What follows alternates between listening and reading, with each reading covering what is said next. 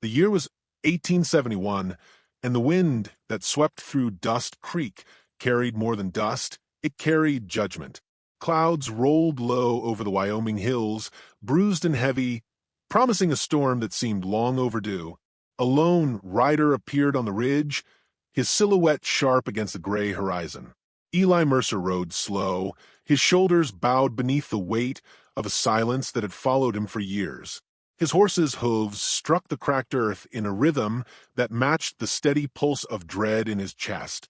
Tucked inside his coat was a single envelope, creased, dirt-stained, and sealed with the county's wax. He dismounted in front of the sheriff's office, the wood porch creaking beneath his boots. Dust Creek had not changed much since the day he left, though everything in it felt smaller now, its people more hollow, its air heavier with gossip and sin. A few faces peered from behind glass panes, whispering as he tied his horse to the rail. Eli's name was still spoken in town, but never kindly. He had vanished after the night Clara Monroe's father was shot dead in the saloon. And now, after 3 long years, he'd returned to find his brother condemned for that very crime. The sheriff waited by the door, a tall figure in black, face carved from stone and years of authority. Alden Graves was the kind of man who believed more in order than truth, and it showed in his eyes, gray, cold, unblinking. In his hand he held a folded paper. "Didn't reckon you'd come back," Graves said, voice steady as a hammer on a nail. "I got your letter," Eli answered, stepping up the porch. His voice carried the gravel of the road and the regret of a man who'd had too long to think. "Said you needed my signature." Graves nodded. "Your brother's execution's been set for dawn. As next of kin, it falls to you to sign the witness affidavit. Law won't move forward without it." He extended the paper, his hand still, his eyes unreadable. Eli didn't take it. He looked past the sheriff into the dim office beyond. The smell of gun oil and stale whiskey hung thick in the air. Behind Graves, the gallows could be seen through the open back window, 2 posts and a crossbeam, black against the coming rain. From across the street came the rustle of fabric. Clara Monroe stood outside the general store, her blue dress drawn tight against the wind. Her hands were clasped at her chest, her expression torn between hope and sorrow. She looked at Eli as if trying to find the man she once believed he could be. Graves noticed the glance and smirked. "You sign, Mercer, and you can ride out clean. No, one'll question your loyalty to the law. Refuse, and the town will start asking questions I doubt you want answered." Eli's hand twitched near his hip, close to the worn leather of his holster. "You always were fond of threats, Sheriff." "Not threats," Graves said calmly. "Just the truth." He held the paper out again. "One paper, one signature, and this town can finally move on." Eli stared at it, then at his own hand, the same hand that had pulled the trigger that night. The memory came without mercy, the flash of gunfire, the smell of blood and whiskey, Samuel shouting his name. He'd seen Clara's father fall before he even knew what he'd done. And Samuel, dear, foolish Samuel, had stepped forward and said the words Eli couldn't. Asterisk, "It was me." Asterisk, Eli's throat tightened. He reached out and took the paper, but his eyes drifted to Clara. She shook her head faintly, tears bright against the gray morning. "You don't have to," she called softly. "There's still time, Eli. Samuel didn't do it, and you know it." The words hit him like a whip crack. Every man on the street turned. The silence thickened. Graves' hand settled casually near his revolver. "Careful, Miss Monroe. That kind of talk can stir trouble where none's needed." Clara stepped forward, her voice trembling but fierce. "The only trouble is the lie you're hanging a man for." Eli closed his eyes for half a breath, then opened them again, hard resolved. "You think the truth ever saved anyone in this town?" he muttered. The pen lay on the sheriff's desk, its tip dark with ink. He dipped it, pressed it to the paper, and signed his name. The scratching sound felt like thunder. Each letter carved guilt deeper into his soul. When it was done, he let the pen fall and stared at the black line that sealed his brother's fate. Graves took the document, folded it neatly, and slid it into his coat. "Much obliged, Mercer. You done the right thing." Clara's voice broke from the doorway. The right thing? You just damned him. Her eyes met Eli's, wide, glistening, full of betrayal. You killed the only good man left in your family. Eli tried to speak, but the words caught in his throat. Clara turned and fled into the rain. He followed her to the edge of the boardwalk, but she was already halfway down the street, her dress whipping behind her like a flag of mourning. The clouds burst open, spilling the storm across the town. He stood there, soaked and silent, watching her vanish into the gray. Around him, people scattered for cover, but Eli didn't move. The rain slid down his face like penance. Graves lingered a moment, then stepped back inside. You did what the law asked, he said over his shoulder. Now go on and live with it. Eli looked at the muddy street, at the paper trail of his own making, at the gallows swaying in the distance. He thought of Samuel behind bars, waiting for dawn, still believing his brother would find a way to save him. He thought of Clara's eyes, the way they had once made him feel like redemption was possible. But redemption had no place in Dust Creek, not for men like him. He walked toward his horse, every step heavier than the last. The rain clung to him, soaking the leather of his boots, the brim of his hat, the paper in his pocket, the same one that had once held Graves' summons. He pulled it out, tore it in half, and let the pieces fall into the mud. When he looked up again, lightning split the horizon, revealing the black frame of the gallows. The storm roared, thunder cracking like the report of a rifle. Eli whispered to himself, voice raw and low, one paper, one choice. He mounted his horse and turned toward the open plain, but his gaze drifted back once more to the town he could never truly leave behind. Dust Creek stood small against the storm, its lamps flickering, its people sheltering from the rain, and somewhere within it a man waited for dawn and a noose. Eli spurred the horse forward, disappearing into the gray curtain of rain, the sound of hooves fading like a heartbeat swallowed by the storm. And though he rode hard, he knew the truth trailed him still, closer than his shadow, heavier than his guilt. Behind him, the wind tore through the town and slammed the sheriff's door shut. The paper lay signed, sealed, and waiting for the gallows.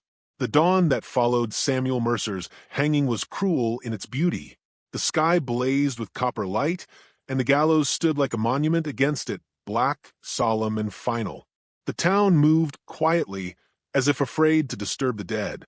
Somewhere beyond the ridge, Eli Mercer rode away from Dust Creek, his coat heavy with rain and guilt. He hadn't stayed to see the rope fall. The sound of the bell was enough. It had tolled once, sharp and merciless, and that was all he needed to hear. The road east was long and empty, winding through canyons that swallowed sound and hope alike. Eli's horse snorted under him, steam curling from its nostrils in the cold morning air. He rode without thought, the reins loose in his hand, his mind replaying Clara's voice again and again. Asterisk, you killed the only good man left in your family. Asterisk, the words struck harder than any bullet could. By the time the sun climbed over the mountains, Eli reached what remained of the Mercer homestead. The land that had once been full of promise now lay barren, the fences broken, the fields overtaken by weeds. The cabin's roof sagged in the middle like a tired old man. He dismounted and pushed open the door. Dust lifted in slow swirls, catching the light. The air smelled of ash and old wood. He crossed the threshold, his boots echoing on the warped floorboards. The place hadn't been touched since before the trial. A few rusted tools hung on the wall, a photograph sat crooked on the mantel, two young men standing side by side, smiling into the sun. Samuel's arm was draped around Eli's shoulders, his grin wide and full of life. Eli reached out, brushing the dust from a glass, his throat tightening. He poured himself a drink from the bottle he found half buried in a cabinet. The whiskey burned, going down, the kind of burn that reminded a man he was still alive when he wished he wasn't. He sat at the old table, staring at the grain of the wood where Samuel had carved their initials as boys. EM and SM. It read, the lines shallow but defiant. The wind howled outside, pushing against the shutters. It sounded almost like Samuel's laugh, deep, easy, and far away. Eli closed his eyes and could almost see him there across the table, the same easy smile, the same calm eyes that had looked at him through the bars the night before the hanging. "Eli," Samuel had said softly, gripping the bars, "don't let this eat you. You were always the better man." Eli had wanted to believe him, but even then he could see the truth in his brother's eyes. Samuel wasn't afraid to die. He was afraid of what Eli would become after he did. The sound of hooves broke through the memory. Eli rose slowly, hand instinctively falling to his revolver. The steps stopped outside the cabin. A shadow crossed the window. Then came the knock, 3 hard raps. He opened the door to find a stranger standing there. The man was tall, broad-shouldered, with a coat dark as a crow's wing and a scar running down his cheek. A rifle hung at his back, and his eyes held the restless calm of someone who'd seen too much. "Eli Mercer?" the man asked. His voice was gravel and wind. Eli nodded warily. "Who's asking?" "Name's Jonas Cade. Used to ride with the U.S. Marshals. Did some bounty work for Sheriff Graves back in the day." He looked past Eli into the cabin, then back. "Mind if I come in? It's cold enough out here to freeze a man's words before he can speak 'em." Eli stepped aside, motioning him in. Jonas entered, scanning the room like a man used to danger. "Heard what happened to your brother," he said, removing his hat. "I was in town the day they strung him up." Eli stiffened. "You here to tell me how fair it all was?" Jonas shook his head. "Fair don't live in Dust Creek, but truth might." He reached into his coat and pulled out a folded paper. "Found this in Sheriff Graves' desk a few nights back. Took it before the bastard could burn it." Eli took the paper, his hands trembling as he unfolded it. The words were clear, the signature unmistakable: Walter Hensley, owner of the largest ranch in the county. The confession laid everything bare: the bribe to Graves, the fabricated witnesses, the promise of land once the Mercer name was buried for good. Eli read it twice, each line cutting deeper than the last. He looked up, eyes burning.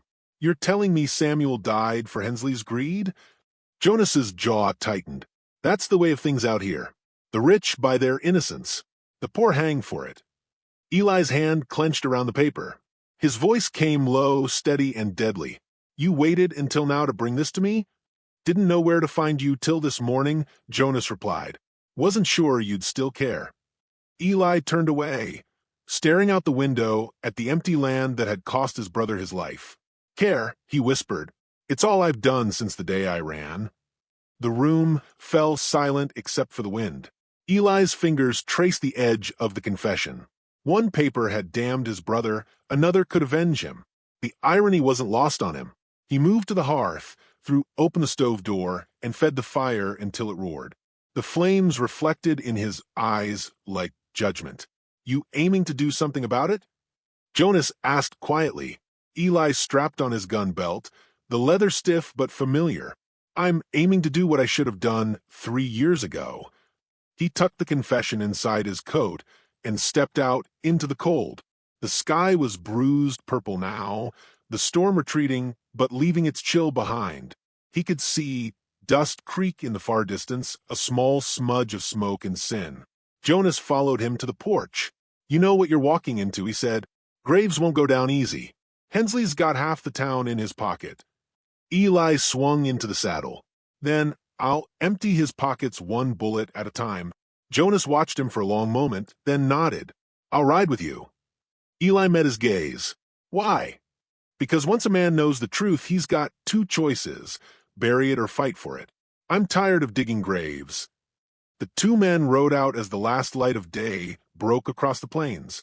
The wind cut sharp against their faces, carrying the smell of pine and smoke. The prairies stretched endless ahead of them, the road winding like fate itself. Behind them, the Mercer homestead burned. Eli hadn't looked back. When he lit the match, the flames leapt high, devouring the past, swallowing the guilt he could no longer carry. He rode on through the night, the firelight flickering in the distance until it became just another star swallowed by the horizon. As dawn neared, Dust Creek came into view again, crouched in the valley like a sleeping beast. The gallows still stood, stark and black against the pale sky. Eli slowed his horse, eyes fixed on it. He touched the paper inside his coat, the proof, the weapon, the redemption. "The frontier don't forgive," he said under his breath, "but maybe it remembers." Jonas glanced at him. "You got a plan?"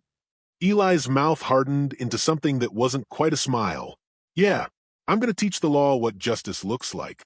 They rode down the slope, the wind at their backs, the sun crawling over the land like fire. Dust Creek was waiting. And this time, Eli Mercer wasn't coming to beg forgiveness. He was coming to make the truth bleed. Morning broke cold and gold over Dust Creek. The sun rose like a blade above the hills, slicing through the haze that clung to the sleeping town. Eli Mercer and Jonas Cade rode side by side down the main road, the sound of hooves echoing like a drumbeat of reckoning. The streets were near empty. A few townsfolk peeked through curtains, whispering names they hadn't spoken aloud since the hanging. Dust Creek was holding its breath, waiting for something it couldn't yet name. Eli's face was hard as the iron on his belt. The wind tugged at his coat, revealing the worn revolver holstered at his side and the folded paper pressed tight against his chest, the confession that could damn the men who'd stolen everything from him. Jonas rode a pace behind, eyes scanning rooftops, the kind of man who knew that justice drew bullets faster than it drew peace. As they passed the gallows, Eli slowed. The noose still swayed in the breeze, creaking softly. The scaffold boards were stained where Samuel's boots had kicked. Eli dismounted, hand brushing the rough timber. He never begged, he murmured. Not once. Jonas said nothing. There was nothing to say. They continued to the sheriff's office, the place where it had all begun. The sign over the door hung crooked, one nail barely holding. Through the window, Sheriff Alden Graves could be seen at his desk, a cigar burning slow between his fingers. Beside him stood Walter Hensley, heavy-set, dressed in fine black, wool that didn't belong in a town like this. His boots gleamed, his smile did not. Eli pushed through the door. The hinges groaned like a warning. Graves looked up, hand pausing halfway to his gun. "Mercer," he said slowly, "you got a death wish walking back in here." Eli stepped forward, each movement deliberate, his shadow stretching long across the floorboards. "Not a death wish," he said. "A promise." He pulled the folded paper from his coat and tossed it onto the desk. "You recognize that, Sheriff?" Graves glanced at it, then at Hensley. The rancher's jaw tightened. "You think a piece of paper changes anything?" Hensley said. Eli's eyes locked on him. "It changes everything. That's your signature. That's your deal with Graves. You bought my brother's death for a piece of land and your own damn pride." Graves stood, his voice calm but his hand hovering near his revolver. "Now, Mercer, you've been through hell. I understand that.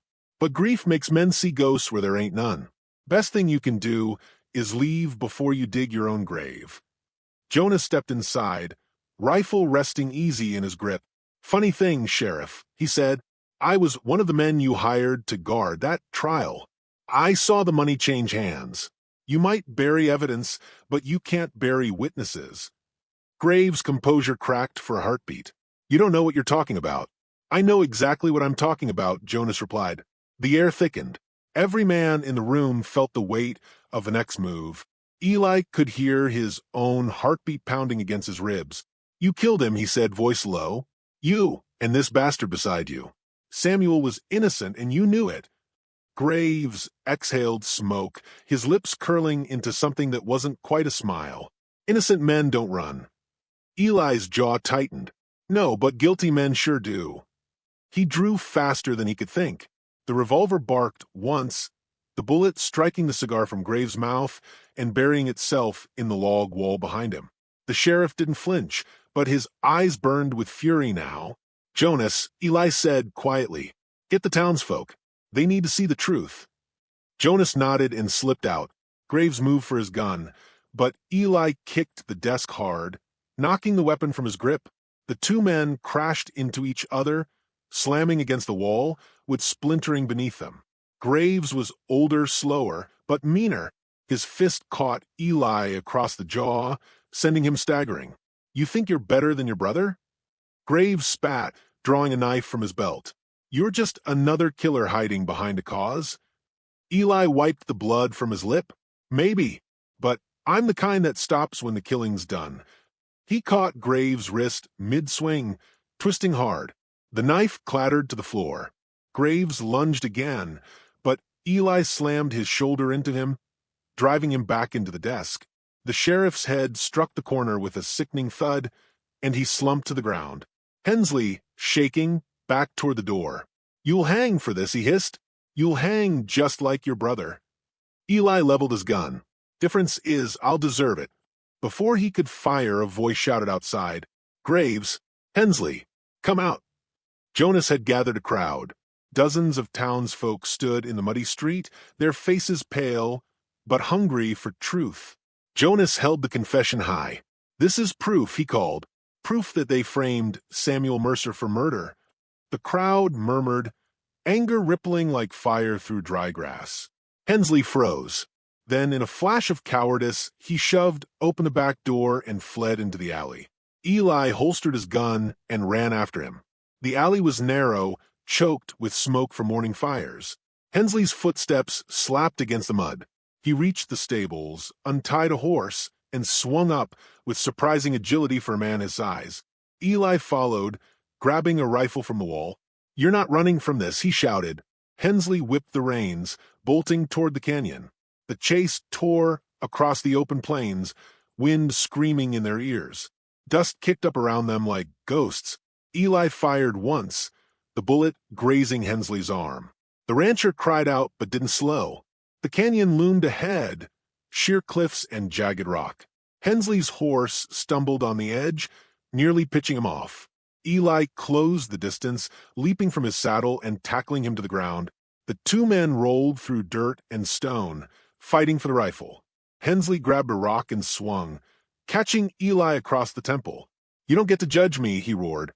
"I built this town." Eli spat blood. "You built it on Graves." With a surge of strength, he shoved Hensley back. The rancher slipped, his heel catching on loose gravel. He hung there for a breath, eyes wide with terror. "Help me," he gasped.